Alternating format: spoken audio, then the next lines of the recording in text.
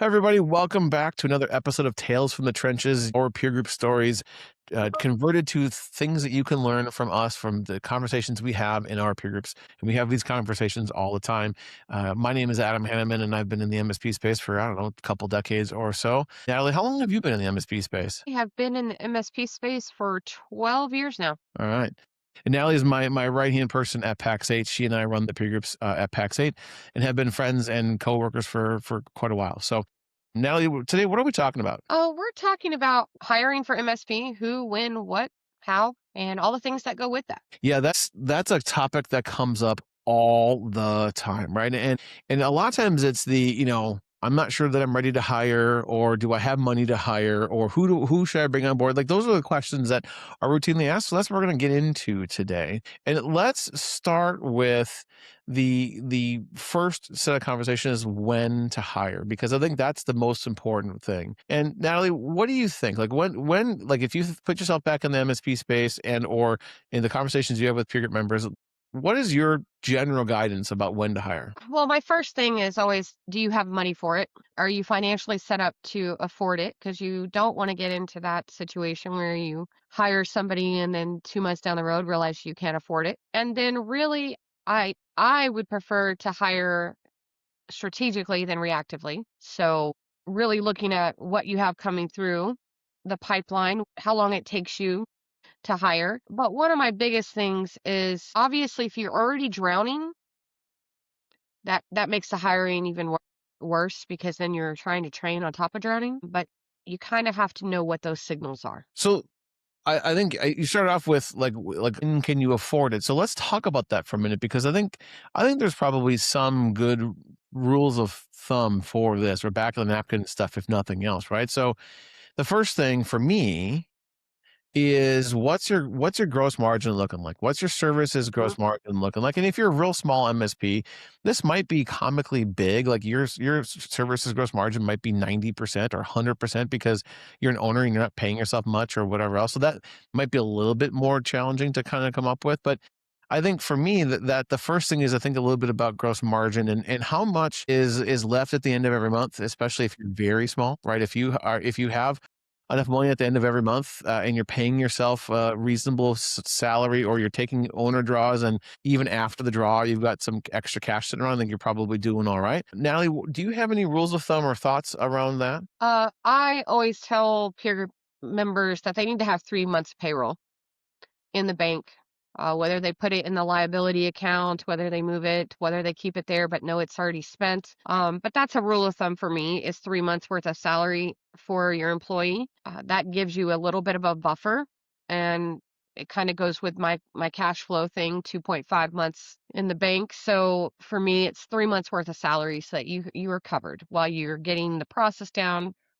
Plus, that 3 months is, honestly, they're 90 days. So it costs about $4,500 to hire and train a person right now. So you wanna make sure you have that to be able to do that, the time and the money.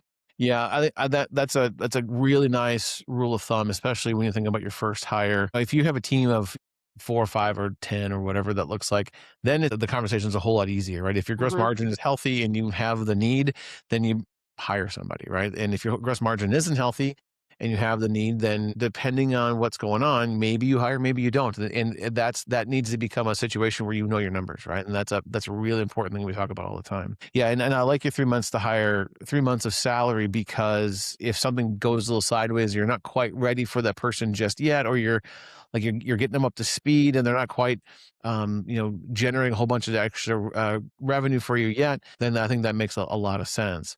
For me, one of the things too is if I think about, as you get busier, right, and as you are looking to hire somebody, and maybe you're bringing on a new client. I think a 3-to-1 ratio there makes a lot of sense too. So for every $3 you bring in, presuming your numbers are relatively healthy, you could spend about a dollar of it on supports. If you bring in a brand new client, that's a $3,000 a month services client, and we're not talking cloud stuff. We're talking services, like labor related services. If it's $3,000, you can spend 1,000 of that on a new hire. Is a good back of the napkin practice to kind of lean into. Adam, what do you feel about utilization? Looking at that as far as one of the indicators of when to hire. Yeah, I think if when your techs are routinely in that 80 to 85% billable range on a regular basis, and there's still like work left over, and especially when there's a fair amount of work left over, or if they're 80-85% billable and they're not moving the needle very much, or Mhm. they're not catching up, that's a pretty good indicator that you're needing to hire. And oftentimes you'll see that along with better than expected gross margin, right? Because if your services gross margin is ticking towards 75-80%, especially if you're really highly profitable like that, then your team's probably pulling their hair out a little bit too. Mhm. What about you? Yeah, I always tell then growth stage, right? Which growth stage are they in? I generally tell people in that growth stage one trying to hire their first tech that think about how many hours that you're going to get back and how many hours of actual work you have that you can give to them, and be prepared that they're probably not going to hit 80-85% billable utilization for a while. It could be 50-60% utilization if it's that first tech. But how many hours are you getting back? Is now the time to hire? If you're going to give them only tier one work and you only have, 5 hours of tier one work a week, well, then that's probably not the time to hire. So you have to really look at what utilization is going to hit them versus just hoping that they work out. I like how you put that. Right? If you think about the work that they are going to take off of either you as the owner or of the team based on the typical work that comes in, and you have some cash in the bank to support that person and likely have work to be done, that's probably pretty good, because I would imagine that many MSPs don't necessarily have all of their numbers like lined up to be able to make these decisions early on or earlier on, right? So I think of, if you're a team of 5 or even 10 or even 15 techs, it's possible you don't quite have all of the things put together where you can actually make a hire based purely on the numbers. And so there's probably a little bit of art to the science. And I think the science is the 3 months of their salary in the bank with a pretty healthy run rate of new clients coming on board, and those kind of things. And your team is pretty well overworked or pretty at capacity, and they're not catching things up, and that there is work for them to do when you bring them on board and get them hired up. I think those three things are probably in a pretty good spot. And of course, if you are a very mature MSP, then you know where your gross margins have been, and the utilization, and you're holding your team accountable to hit their utilization numbers. Like, it gets that the when to hire gets to be a little bit more obvious when you get a little bit bigger. It doesn't necessarily eliminate the conversations around, well, gee, I feel like we should hire somebody even though the numbers don't tell us that, right? That usually is a conversation that still happens, but it's a whole lot easier to say, well, okay, do we maybe just need to get some better tooling in place, or do we go solve this one client who is just beating us up left and right's issues, and maybe they'll just be quiet now, right? Those kinds of things kind of come into play as well, especially as you get a little bit bigger. Yeah, I will say, looking at all the numbers, it is definitely, I think it's definitely easier to know when to strategically hire as you get bigger. Mhm. However, there's still the art to it. So one of our biggest things that we had a multi-site office that they had 17 offices, give or take, and they had 168 password reset tickets a month. Holy crap. On average. On average. And when you're talking about 15 minutes a ticket, give or take, you're talking about 1 week worth of your tech every month. It's just going for them to password reset. And if they're not working your business hours, which that one wasn't, now you're paying overtime. So getting a $2 a user tool is going to save you more money. So there's ways to obviously thread that needle a different way. And when you're bigger, you can see those ways a lot easier. When Right. you're smaller, it's hard to see where are you bleeding.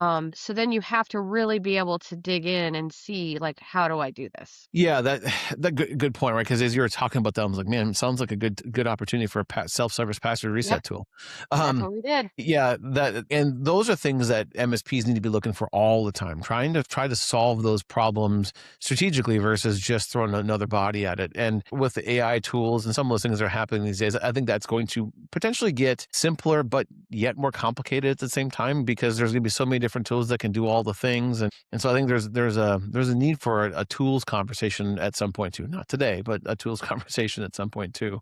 So if we think about kind of shift away from when to hire to who to hire, and let's talk about this in a couple different growth stages because we spend a lot of time talking to smaller MSPs who are Mhm. trying to hire their first or second or maybe third employees. What are your thoughts on some of the early stage hiring pieces? I think so we'll talk about growth stage 1, right? That sub-million, really sub 750,000, right? Sure. You're in that small, still trying to get out of the weeds. I really think that there's a lot of weight to doing a hiring SWOT as the owner to say what what is it that's really happening. I think that your first tech really should be closer to a tier 2 if you're going to hire tech. If you're a really strong 1.5, but closer to a tier 2 because as the owner, the most of what your time that is spent is on the harder problems and I got to scope this out or I got to do this. Those are the more time-consuming aspects. Having somebody else that can help with that can really start to gain your time back. And at that growth stage, that's the most important thing is time. Absolutely. Well, the other thing that comes to my mind, and the thing I see all the time, is an MSP business owner wants to hire a tier one because they're a little bit cheaper, but then Mhm. that tier one is just asking question after question Yep. after question after question after question.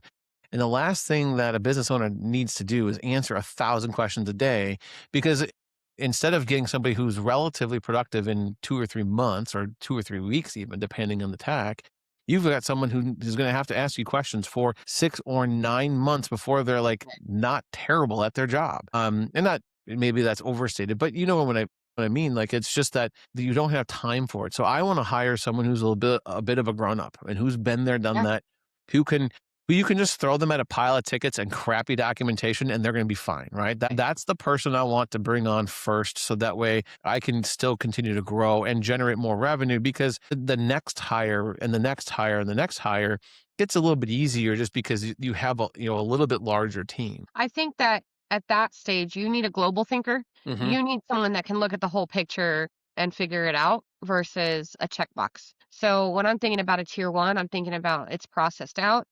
It has some checks and balances already. But when I'm talking about a tier 2 and a little higher, they have that ability to look at the picture and fix it without having to have a checkbox list. Right. Yeah, it's the text that you give a password to and maybe an IP address, and they can Mhm. just kind of figure it out from there, right? And that was that was sort of the tech like that I was, right? I would step in and just like, sure, just tell me what the problem is, give me whatever you got. I need a password probably. Aside from that, I'm good. Leave me alone. I'll figure it out. We're all good. Those are the techs you probably want to hire early on. The other thing too, and this came up in a conversation I had yesterday, in a really big way, was maybe a tech maybe not be the right first hire too, or not the right first person you bring on to help you. Right there's an opportunity to outsource some stuff, right? So if I think about if I was going to start a new MSP tomorrow, the first thing I'm outsourcing is my bookkeeping. Bookkeeping Yep. was not my favorite thing in the world to do. In fact, I was pretty not great at it. I would even wouldn't hesitate to say I was terrible at it for a variety of reasons. There are things that most MSP business owners just aren't good at. It's not universally bookkeeping, but it's universally something that you can outsource some stuff. And one of the things that came up yesterday was hiring a virtual assistant and Yeah. getting that person to really kind of just take care of some of the stuff that just kind of bogs you down as a business owner.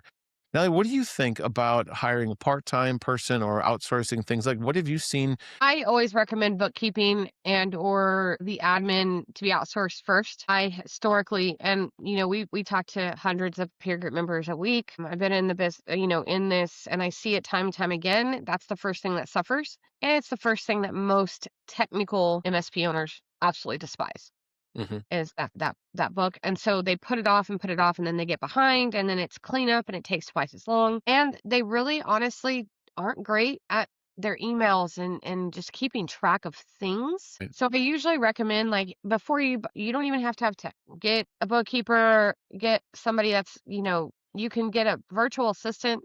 You can outsource to the Philippines and get one fairly cheap right now. Hmm. on American standards, obviously. So there's so many things that you can do just to gain back that little time so that you have time to go out and get more money so that you are more stable when you hire that first full-time tech.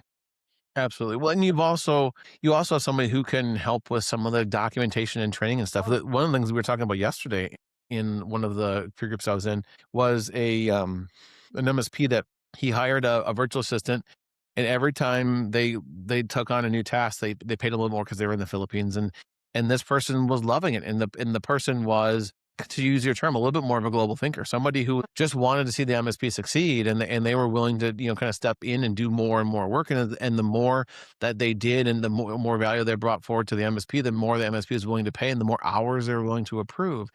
And one of the things that this MSP is now having this person do is helping them with like their LinkedIn posts and some of their blog posts, and like do some of that stuff that the MSPs really struggle with, especially early on. And of course, you can hire a marketing company or whatever to do some of those things. But if you already have a virtual assistant that is good enough at that kind of stuff, good enough is oftentimes good enough for especially Yeah. early stage marketing and early stage social media stuff too. Well, and at that size, when you're looking at that first growth stage, that's at this point, you're just treading water, hoping to get time back so you can have time to do the sales side and the actual work. So having something that's a part-time admin or that can also maybe take on a little bit of the dispatch and a little bit of Mhm. the emails and making sure the tickets are right.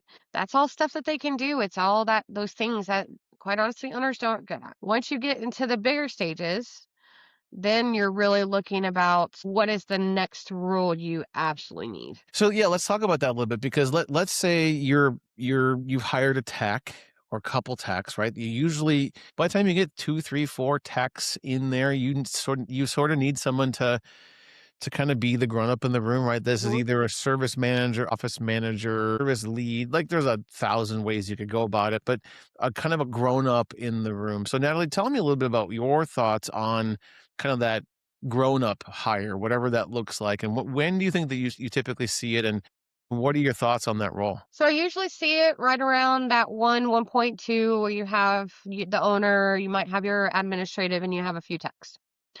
And I say a few, it could be two, it could be three, it could be four, but it's usually right around there that between 750 to that million 1.2 where you need it's no longer just about getting the tech work done. You need somebody that's actually looking at it. Uh, I think at that size, you still also can't have a full-time service manager because you need that person to still be billable at some point. I think at that role, you're looking at, is it more advantageous to hire a dispatcher, full-time dispatcher, or is it better to have a lead tech? And that lead tech is still working the harder issues, just being that stopgap. But they're still billable, but they're still kind of keeping track of all the tickets and service. At that stage, it really depends on the person if they go any farther than the lead tech, but it really depends on that. But I think that's right around that time frame is when you're getting those key people. You need somebody to own the tickets. If no one owns them, they just kind of go haywire. Yeah, they find every nook and cranny in the couch, to hide the tickets or the black hole. They're going to find every black hole possible. Yeah, I kind of like how you talked about that there because I think for me, if I'm looking at a smaller MSP team, right, and that to your point, 750K to 1.2, 1.3 million somewhere in there, you probably have a tech or maybe a tech or two who are a little bit more leadership oriented, right? They're sort of more of a natural leader. And if you have that person on your team, I'm probably leaning into making them be like a team lead or a good candidate for service manager, someone who can kind of be the grown up in the room. If you don't have that person on your team, because your best tech is probably not going to be your best service manager candidate. I Mhm. mean, that Venn diagram has some overlap, but that it's not a lot of overlap. Your best technician is usually not a great manager, and not a great leader, generally speaking. And so, if you don't have that person, is now is the time you're starting to look for that role for one of your next hires, and as you are interviewing new technicians and some of those things, I'm probably looking to figure out if that technician that you're bringing on might be a good natural leader or maybe has been a team lead before, and maybe you can slot them into something like that because I think that's important. I actually am a fan of I'm a fan of either kind of bringing on a team lead like that, or to your point, maybe bringing in a service a coordinator or dispatcher, especially if they've got some leadership chops. Yeah. I don't hate the idea of a someone coming in as a dispatcher and them becoming the team lead either. You don't need to be highly technical to be a team lead in an MSP. Now, I hear all these MSP techs are gonna come for me in the comments, but the reality is that you don't. You need someone who can be a grown up in the room and can keep the tickets moving in the right direction and bring in the smart people, smart technical people when you need the smart technical people. I mean, I'm living proof. You don't have to be technical to be service coordinator, service manager, any of those things. Learning, being able to learn and adapt, 100%. Of course. But at that size, you can have that if you need your text billable and still need billable, then you bring on a rock star dispatcher or service coordinator that can service coordinate your projects and your stuff. And then when they're not doing that, they can help, what I call herd the kittens. They're the ones that at least they know everything that's going on. So when a tech has an issue, they can come say, "Hey, what about this client?" And generally a person is pretty good about being able to keep all of that flowing. Right. Yeah, I mean, I was highly technical, but as I got further on down in my technical and then managerial career, I got less technical and I Yeah, became more of the quarterback of trying just to, we if there was an issue that needed to be solved, I just knew to get the right people in the room and help facilitate the conversation more than actually do the technical right. work. Every once in a while, much like a stopwatch. I mean, I was right every once in a while. I'd have an idea that would fix things, but usually it was more about asking the right questions and getting the right people in the room. So you hire your people and you've decided, right, who to hire. You Mhm. have, I'm going to hire this person or this person. What are the practical process that owners need to use to get that person actually? How do you hire? I think much like the when to hire, this changes as your company grows and becomes more mature. I think when you are brand new and you're hiring your first person, you have a little bit extra work to do. I think there's a few things that you need to have your ducks in a row for. Hmm. One, you need to make sure you have a job description that is accurate enough. I don't think it needs to be down to every little detail is documented, but more than like 50% other duties is assigned. Of course, there's going to Yeah. be other duties is assigned and random crap comes up and you're going to deal with it. But I think it's important to have a decent enough job description. 2, you need to know how much you're willing to pay for the role, right? And especially the first time going through it, you're gonna need to think about that. The third thing is you need to make sure you have a solid employment agreement. Yeah, that is a really like if you don't have an employment agreement and you're bringing somebody on board as a technician, you need to pause and go solve for that. And then the other piece is you need to have a version of a training plan. If you don't have those things together before you hire your first person, you are going to struggle a little bit. Now, none of them need to be perfect, but you need to have a Right. version of them all. And with the understanding that you're going to tweak these things as you go, as you get bigger and as you grow, right? The idea though is that you need to have some of those ducks in a row before you even think about making your first post, because the last thing you want to do is make a post on on LinkedIn or one of the job boards or whatever, and you get a bunch of candidates and you go to hire someone and you're like, oh crap, what do I do? Right. This actually might be where I talk to an employment lawyer in your state. Especially if you have a little bit of cash to do some, like get some consultative conversation going on with an employment lawyer to understand what's going on. Some states are very picky about things. Some Yeah. states will, it would behoove you to get a little bit of help with that first hire and make sure that you aren't creating a problem for your future self to go deal with.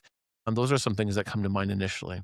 What about you, Natalie? My biggest thing is have a job description. It even if it's 70% accurate, you have to have some kind of clarity and you need to know what type of person you need to hire. So you need to know and this is coming from somebody who has made some bad hires before, thinking, "Oh, I really need this person in this role," and 5 months down the road going, "Wow, I needed somebody that can help me build it up, and this person is definitely not that person," and having to let Right. them go. So really what type of person, do a little research on what that person, like how would they answer the questions. And I'm a big person of the ideal team player. Read some of the hiring books. Pick some, ask other MSP owners because you need to know how to at least manage that first employee. And so you have to do your due diligence.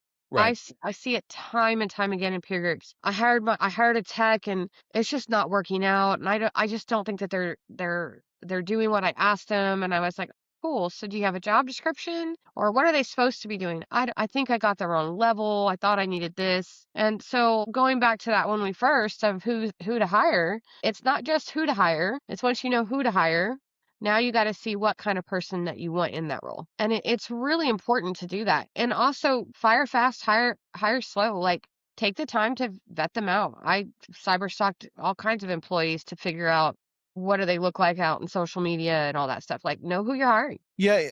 Another thing that comes to mind is actually two things. Thing one that I forgot to mention the first time is that also know how to pay payroll taxes and like Mhm. figure all that stuff out before you hire that first person because again you don't want to be figuring that out on the fly because that's when mistakes are made. The Yeah. other thing that I want to talk a little bit about is I think it's smart to have some version of your core values put together too because you should be hiring people with the lens of your core values. Now, if it's just you yourself and you hiring your very first person, your core values are probably not perfectly defined, and that's okay.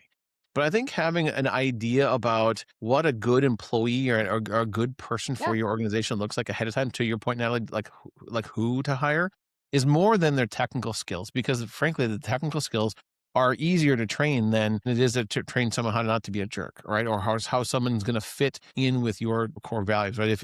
If your core values is one of them is kindness, you're not going to hire the tech guy from Saturday Night Live that says move, right? You're looking for someone who can actually have a conversation with other people and who Yeah. is like you need to understand who what a good fit for your organization is more than a good technical fit. And of course, technical fit's important or job role fit, I guess, is important, but really more about the person than the role itself. Yeah, because you really have to think about it in the matter of this person is representing your company. They are the face of your company. They're the ones talking to your clients. There's the one. It doesn't matter what role it is. It doesn't matter if you're hiring an account manager, an admin, a tech, a project person, doesn't matter the role. They're still representing your company. And so you have to know what your company is to you in order to make sure you're hiring somebody that fits in that culture. And culture is a big thing. Yeah. You want to make sure you have that culture, like, and you're going to tweak it. We tweaked ours. Mhm. I've tweaked it. The culture changes, Absolutely. but you want to make sure it's changing for the better every time. You want to bring in somebody that's going to level up the culture, not level it, not drag it down. Right. Absolutely. If you think about we've gotten about who to hire at that point, like where should be people go to hire? Because I think that you and I both have some resources that we might lean into. Obviously LinkedIn's one. Your own network of people is a Mhm. good one as well. Natalie, what are some of the places you would go if you're looking to hire somebody these days? These days, I would definitely be on LinkedIn. I'd be on Indeed. ZipRecruiter, if you're hiring for a little bit lower level of a tech, I found that Indeed had the quality generally. This is not a blanket statement. The quality, or it's a little bit more effort to be on Indeed. Therefore, people tend to be a little bit higher quality. I'm making sure that my company profile on Glassdoor, if I don't have one, great. But if I do, what does it look like? Depending on how many people I've already hired, I'm looking at, the salary ranges of other people on these job sites too, if I'm even in the right ballpark. It costs money to hire, but I'm going to go to my network first. Like I'm going to go to LinkedIn first and post it, and then I'm going to link it to Indeed, and I'm going to link my website to go to Indeed too because the AI in Indeed does a lot of the work for you. So you're taking it, you're using that tool to, go through stuff. Yeah, and to take it from there, I think that there's some other options as well. You and I have a good friend who does some recruiting Yeah. on the MSP space in particular. So we'll drop that person's information in the description of the video. And again, I think leveraging a network makes a lot of sense. I had a conversation today with an MSP. Actually, it was actually just before we popped on record to record this, and they were talking a little bit about during the interview process. They're running into people who clearly are having AI help them with their interview Oh process yeah. overall. What are your thoughts on that? And I know this really wasn't the thing that we were going to talk about, but like if you're interviewing somebody today, how do you minimize their the AI crutch, at least from an interview Mm. process, right? Because I think it's probably fine for a text to use AI to ask for technical help on things. I think Sure. that's perfectly fine. But from an interview process, I think maybe you need to be a good human through that. So what are your thoughts on that? So some of the questions you frame it where it's not they can't really Google the answer or they can't AI the answer. You can also tell if they're typing. Like if your whole time the interviewee's like you ask a question and they do this and they look down, you know they're using some sort of AI. You can kind of tell when it's like regurgitating somebody else's like blanket answer. We always use the ideal team player questions, but we also ask questions like who's your favorite superhero and why? Sure. Nobody's AI in that question, and if they are, the answer you're gonna get is not gonna be the one you want. So, they have to have that human element. So if you're asking somebody like, "Hey, tell me about your biggest mess up in in a job and how you handled it," AI is not gonna have that for them. Right. That's a human response question. They have to be human to respond back. And if they're giving you some blanket, I call it jargon, that has no human element, you kinda know that that's probably not the person like, I wouldn't hire that person. I want a Right. human response. Yeah, the quick answer I came up with was meet them in person, right? Like, Yep. at some point, if you're gonna hire somebody, especially if you're concerned about this as a thing, meet them in person or take them to lunch or coffee or whatever and get them out of the normal atmosphere so that way you can have that human interaction with them. I think that makes a lot of sense. Now, of course, it's easier said than done if you're hiring somebody remote or Remote. whatever, but, at some point, there's only so much you can do with that. So, and that was a question that came up even just today. I get madder. I think it also depends on the position. So if you're hiring somebody to, direct your sales team, I wanna meet that person. I'll fly them out if it's remote and they can direct from somewhere. Your director of sales doesn't have to be in your back door. There you can hire certain positions remote, but like, hey, if they're serious about it, let's fly you out here. If you're talking about certain C-level employees or those account managers, stuff like that, it just depends what kind of account manager. I've had both sides. Or you have an extra interview process. We never did an interview by themselves. It was always a team effort, except for that first 15-minute call, and the whole team had to agree. So it had to be all thumbs up or we weren't hiring that person because each person interprets somebody else's body Sure. language and answers differently. So we wanted a thumbs up from everyone on the team that went through the interview process. And if they weren't like, hey, yeah, I would hire them tomorrow, I'm going to hesitate if my team isn't backing that person. Like I could see the hesitation. I'm going to ask why. Sure. So I always think that, and if you're a single man shop, find somebody else to help you interview. Yeah, I mean, this is where a peer group could really Yeah. come into play, right? So I would absolutely endorse the idea of bringing other peer group members into a job interview, just sanity check it, right? And I've absolutely done that for other people in the previous context where, as a service manager, they're looking to hire a service manager. I got in on the interview Yep. process for a service manager a few different times because they were looking for outside opinions on the people um and that worked out just fine as far as I can remember, so it's been a minute, Yeah. but I actually had a owner of a MSP if it was probably a few weeks ago. He's like, I don't know if he's technical, but it's hard for a technical to ask the technical questions and then see if it's like he was like, I needed a sanity check. So he had another person come into the interview and he asked the technical questions and he asked all of the things. And he sat back and looked how he interacted with somebody else. And that person didn't work for his company. He just asked for help. And somebody was like, yeah, I'll come in and ask the questions. And I'll give you my honest thing. He ended up hiring the guy. He said he's been really great, been working out. Now, does that happen every time? No, it doesn't. You make bad hires sometimes. But if you're a one-man shop or even a two-man shop, have somebody else have a sanity checker there, somebody that can read people and really listen. And if you're bigger, bring in somebody in your team. yeah. I like that. Yeah, it was always fun for me when someone mentioned a skill that was sort of specialized. Hyper-V clustering was the thing I was pretty good at back in the day. And if someone put Hyper-V clustering on their interview, I'm like, we're gonna have a conversation about Hyper-V clustering. I want to Right. understand if they know it or they know about it, right? And kind of get into that or like advanced exchange something or other. Like some of those things are things that are kind of fun to lean into. And I think the key with all of this is that you're trying to make a human connection, right? Much like Uh-huh. you're on the sales side of the world and people are talking about trying to find new clients and all those things, it's all about their relationships. Well, as you're hiring somebody, it's all about building your relationships with the people you're bringing on board and leveraging the other relationships to help make sure you're bringing the right people on board, because I think it's perfectly okay to get some help with that.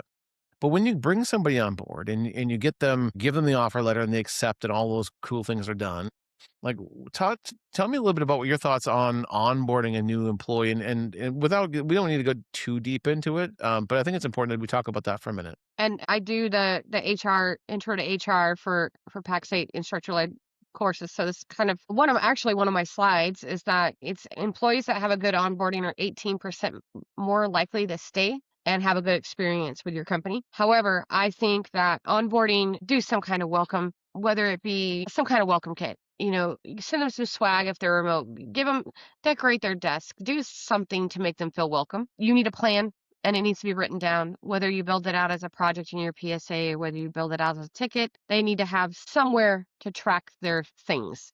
Mhm. And I think that you need to have daily, at the end of the day, just checking in with them for the first week. Have those check-ins the first 90 days, have them already set, get them on their schedule. Hey, before you leave today, what did you learn? Do you have any blockers? Do you have any questions? They need to know that they can ask questions at any time. They need to know it early on. It's an MSP. They need to Yep. know that you're embracing that.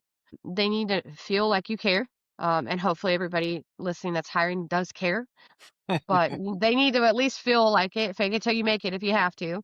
Mhm. And you need to have some mentoring set up in your company. And I think that that's part of onboarding is getting them sitting by somebody and learning. And I think that bad onboarding can go really bad. Yeah, one of the companies I worked for, kind of one of the non-MSP companies I worked for, that was what we did. We did background investigations and helped with, kind of advising clients on how to onboard, Mhm. and it was really important, and we found very similar. In fact, I think 18%, uh, is low on that stat. I think it's probably much higher than that, is that the better the onboarding goes, the better the employee experience is, the better the employer experiences, and then better the end client experiences as well. Because setting that employee up for success, especially in those early days, is vital to the overall success of that role and that person in your organization. So I'm with you on that one. I'll say that the one thing that I left out that I am very passionate about, and I'm not sure why I left it out, but that first day of employment, they have paperwork and they have all that. Oh, here's your employee handbook and all the legalities, right? But we sat everybody down and was like, here's our core values and why. Yes, everybody, I read the handbook. No, you didn't. But there are certain things in the handbook, like, let's go over this. Do you have any questions? Like how to ask off for PTO. Hey, just want to make sure you've read this section, or let's go over this, or holidays, things that you want them to know, even if they haven't read everything. And then really introductions to everyone. Mhm. And then knowing like that they're gonna need a break. Having somebody just sit there for 4 hours and listen to you talk. Have breaks in between, like go over, hey, get up, walk around, go do this. Don't just stick them in a room for the first day and then stick them right into training. Make it natural, because that first day and you're just stuck there. No, it's overwhelming for a lot of people. Yeah, there's a lot going on. One of the things that I used to do was to, like, on the first day, was to actually have my new techs set up their own computer, like, and we give them like the reimage instructions and say, here you go. Get them the new hire paperwork and make sure that they are getting paid all those things. But then, like, set up your new computer, like, and learn the Right. process of how we do it. And that worked pretty good. Also, really helped us find the holes in our process too, because it's like, I can't make the intuitive leap to go from this step to this step. What is going on here, right? Some of those things were kind of fun, and then give that person a little bit of a project to do in the meantime of, all of the new hire stuff. But so, Natalie, real quick before we wrap up, there's a bunch of things that I think we could probably talk about from the Pax8 perspective, right? Because you talked about your new hire, the HR course. Yeah. You teach it, or you have at least previously taught some other courses on the new hire side of the world, right? I did.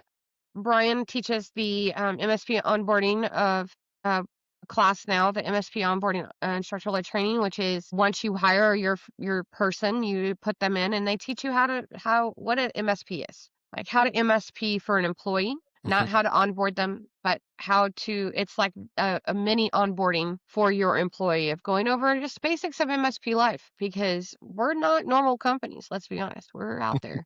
In addition to your that's that in addition to your HR course, plus all of the peer groups, right? So if we think about our flight plan peer groups, that getting those businesses up and off the ground, we have a whole HR module for your first hire. You mentioned earlier the hiring spot. If you reach out to Natalie or I and want this thing that we use called the hiring spot, we'll happily just give it to you.